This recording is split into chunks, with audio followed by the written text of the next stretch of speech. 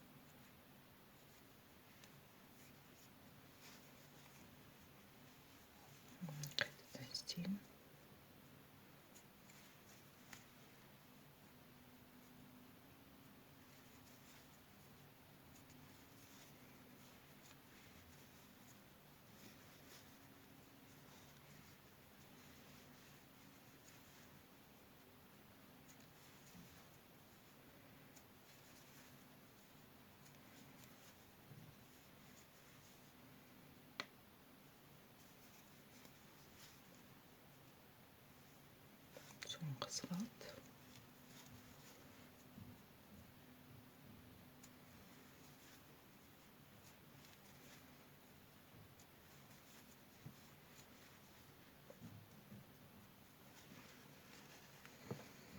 Жіпіміз кішкене тартып қоямыз. Енді 5.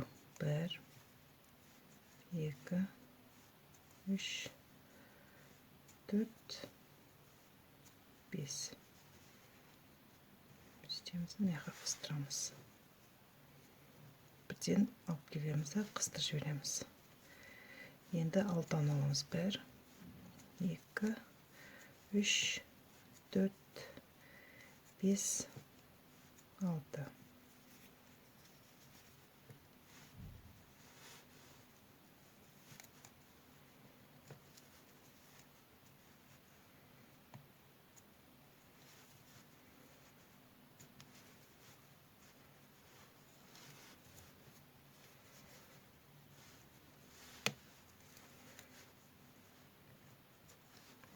Жіпке де байланысты. Сіздердің жіптерін сондай құрамы жағынан қымбатырақ жіптер тез-тез тоқылады. Мысалына менікі ең арзан жіптер. Сондай шұлық тоқуға, сондайға арналған. Сондықтан өздеріңіз байқағандай тоқылуы да сәл қиындау болады. Соған да байланысты.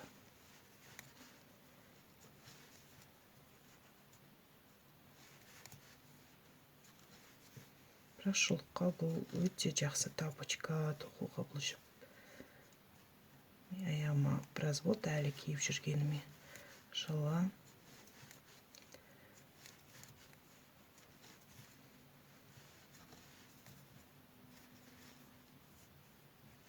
Соңғысы.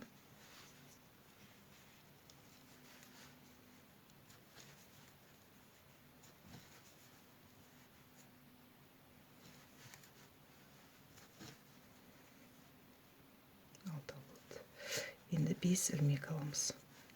2, 3, 4, 5. Кестемізді аламыз. Бірден жіпті алып, қыстырып жібереміз да шығармасақ болады.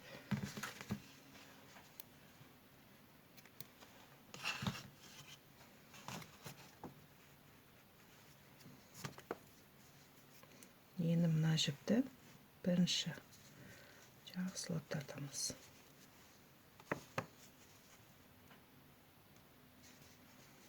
Үзіп алмайық. Мінекей. Бантигім шықты. Мына жіпті байлап жіберсек те болады, тығып жіберсек те болады. Мен байлай саламын. Мінекей, алай байлап тастаймын.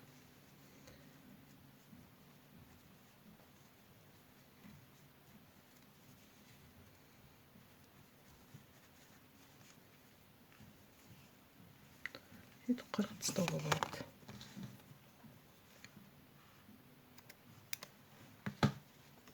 Ең басы жаңа айтқандай сөгіліп кетпеу керек.